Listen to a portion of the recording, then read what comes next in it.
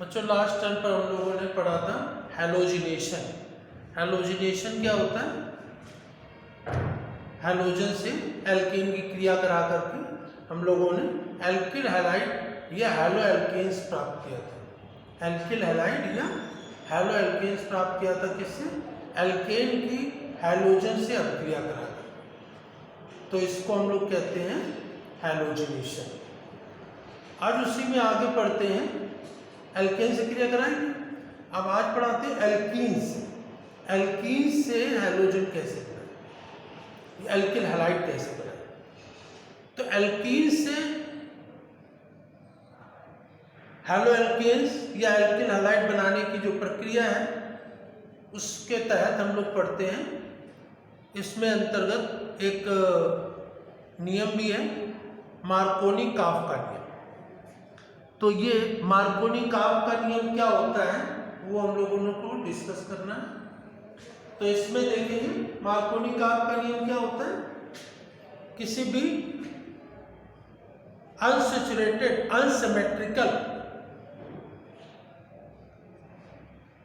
Hydrocarbon की reaction जब कराते हैं तो जो निगेटिव पार्ट होता है हैलोजन एसिड का, वो उस कार्बन से जुड़ता है जिस कार्बन पर हाइड्रोजन परमाणुओं की संख्या सबसे कम होती है। देखिए ये जो जुड़ने और घटने की क्रिया होती है केवल उन कार्बन के बीच में होती है जिनके बीच में डबल बॉन्ड होता है, केवल उन्हीं के बीच में होती है। तो इसमें देखेंगे क्या है, जैसे कि देखें CH2 डबल बॉन्ड CH2, ठीक है ना। और इसी प्रकार से CH3 CH double bond CH2। देखिए ये भी डबल बॉन्ड है, ये भी डबल बॉन्ड है, द्विबंध ये भी है, द्विबंध ये भी है, ठीक है ना। लेकिन यहां पर हम हाइड्रोजन ब्रोमाइड से रिएक्शन कराएं और यहां पर भी हाइड्रोजन ब्रोमाइड से रिएक्शन कराएं, हाइड्रोजन ब्रोमाइड से रिएक्शन कराएं। तो क्या होगा इसमें कि यहां पर ये जब रिएक्शन होगा तो ये डबल बॉन्ड सिंगल बॉन्ड के यौगिक में परिवर्तित हो जाएगा, डबल बॉन्ड वाला सिंगल बॉन्ड में बदल जाएगा। तो यहां पर क्या हो जाएगा, H ऊपर जुड़ जाएगा, Br नीचे जुड़ जाएगा और डबल बॉन्ड खत्म हो जाएगा। CH3 single bond CH2 Br, ये एल्किल हैलाइड बन गया डबल बॉन्ड से, है ना, एल्कीन से। मार्कोनी-काफ का नियम क्या है? मार्कोनी-काफ का नियम अनसैचुरेटेड मतलब डबल बॉन्ड या ट्रिपल बॉन्ड और अनसिमेट्रिकल। अनसिमेट्रिकल क्या होता है? देखिए अनसैचुरेटेड तो दोनों डबल बॉन्ड है, अनसिमेट्रिकल क्या होता है? जब दोनों कार्बन पर बराबर संख्या में हाइड्रोजन लगे तो इसको कहते हैं सिमेट्रिकल, और जब अलग अलग कार्बन पर अलग अलग हाइड्रोजन लगे हैं, यहाँ 1 यहाँ 2 यहाँ 3, तो ये क्या है, अनसिमेट्रिकल। तो अनसिमेट्रिकल पर ही मार्कोनी-काफ का नियम लागू होता है, ठीक है ना। मार्कोनी-काफ का नियम किस पर लागू होता है? अनसिमेट्रिकल एल्कीन पर। अनसिमेट्रिकल एल्कीन है ये जिस पर प्रत्येक कार्बन से हाइड्रोजन की संख्या अलग अलग लगी है, तो इसकी हैलोजनी अम्ल HBr क्या है, हैलोजनी अम्ल। तो इस हैलोजनी अम्ल की क्रिया इससे कराते हैं तो इसका जो निगेटिव पार्ट है ब्रोमीन, वो किससे जुड़ेगा, जिस पर हाइड्रोजन परमाणुओं की संख्या सबसे कम होती है उससे जुड़ जाता है। तो यहां पर इससे जुड़ जाएगा, ठीक है ना, और ये डबल बॉन्ड सिंगल बॉन्ड में बदल जाएगा, ठीक है ना। तो ये यहां पर HBr किससे जुड़ेगा, Br इससे जुड़ जाएगा और H इससे जुड़ जाएगा और ये डबल बॉन्ड हट जाएगा। तो यहां पर क्या करेगा, ये बनेगा CH3 CH Br और CH3, ये डबल बॉन्ड हट गया, ठीक है ना। तो ये मार्कोनी-काफ का नियम होता है। मार्कोनी-काफ के नियम में अनसैचुरेटेड अनसैचुरेटेड असंतृप्त, असंतृप्त मतलब डबल बॉन्ड और ट्रिपल बॉन्ड। असंतृप्त ये भी है, लेकिन ये कैसा है, सिमेट्रिकल है और ये अनसिमेट्रिकल है। तो मार्कोनी का आपका नियम सिमेट्रिकल पर लागू नहीं होता है, अनसिमेट्रिकल पर लागू होता है, इस पर लागू होगा। तो जब इस पर लागू होगा तो इसमें क्या बताया गया मार्कोनी का नियम, अनसिमेट्रिकल अनसैचुरेटेड हाइड्रोकार्बन की क्रिया जब हैलोजनी अम्लों से हैलोजन एसिड से कराते हैं तो क्या होता है, हैलोजन एसिड का जो निगेटिव पार्ट होता है, माइनस पार्ट होता है, वो किससे जुड़ जाता है, जिस पर कार्बन पर हाइड्रोजन परमाणुओं की संख्या सबसे कम होती है उससे जुड़ता है। तो इस प्रकार से ये कहलाता है क्या, मार्कोनी काप का नियम। समझ में आया? और इसके बाद दूसरा होता है एंटी मार्कोनी काप का नियम। अब एंटी मार्कोनी काप का नियम क्या होता है, जस्ट अपोजिट। एंटी मार्कोनी काप का नियम में क्या हो जाएगा, इसी को हम एंटी मार्कोनी काप का नियम समझाते हैं।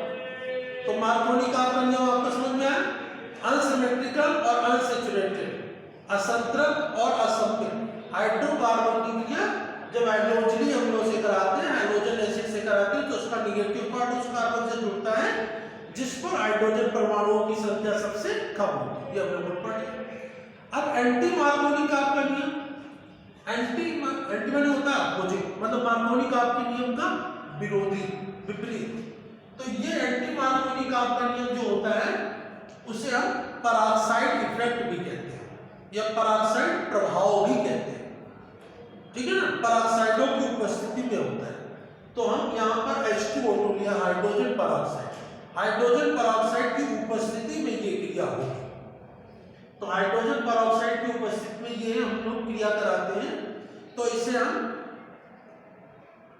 एंटी मार्कोनी काप का नियम कहते हैं, क्योंकि इसमें हाइड्रोजन एसिड का जो निगेटिव पार्ट होता है वो डबल बॉन्ड वाले कार्बन में, किस कार्बन से जुड़ते हैं, जिस पर हाइड्रोजन परमाणुओं की संख्या ज्यादा है। तो मार्कोनी काप में Br किधर जुड़ा था, इससे, और एंटी मार्कोनी काप के नियम में Br किससे जुड़ेगा, CH2 से। तो इसका जस्ट अपोजिट होता है।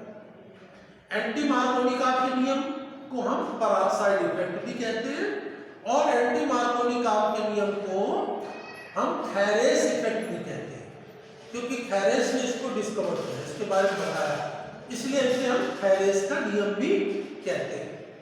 तो इस प्रकार से इसमें देखेंगे जो एंटी मार्कोनी काप का नियम है या थैरेस का नियम है या पराक्साइड इफेक्ट है, तो इसमें क्या होगा, CH3 CH, अब ये जो हाइड्रोजन है वो इस पर जुड़ जाएगा, H2 हो जाएगा, और यहां पर सिंगल बॉन्ड और CH2 Br, यहां पर जो डबल बॉन्ड था वो सिंगल बॉन्ड में बदल जाएगा।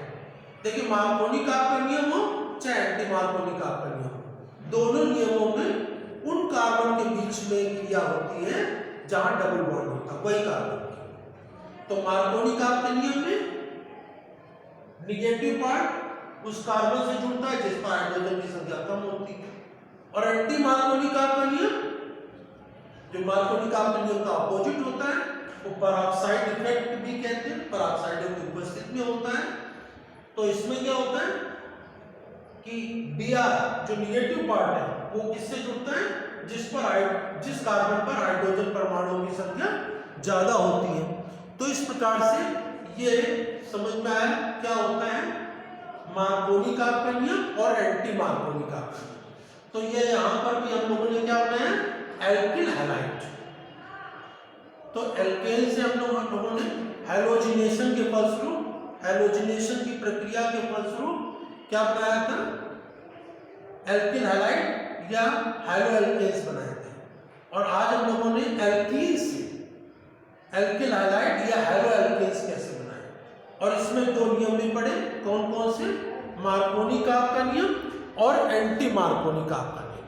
तो ये मार्कोनी काप का नियम और एंटी मार्कोनी काप का नियम, ये आपको अच्छी तरह से याद रखना है कि मार्कोनी काप का नियम और एंटी मार्कोनी काप का नियम क्या होता है कि जब एल्कीन की रिएक्शन हम हैलोजनी अम्लों से कराते हैं, हैलोजन एसिड से कराते हैं, हैलोजन एसिड मतलब कि HCl, HBr, HI किसी से कराते हैं तब ये लागू होता है, ठीक है ना। और मार्कोनी काम का नियम, एंटी मार्कोनी एक दूसरे के अपोजिट, ठीक है ना। एंटी मार्कोनी काम के नियम को हम पेरोक्साइड इफेक्ट भी कहते हैं क्योंकि ये पेरोक्साइडों की उपस्थिति में ही होता है, ठीक है ना। तो इसको आप लोग अच्छी तरह से ध्यान देके कृपया कॉपी पे नोट करेंगे, ये नियम लिखेंगे और इसके बाद नेक्स्ट टर्म पर नेक्स्ट टॉपिक को हम लोग डिस्कस करेंगे। धन्यवाद।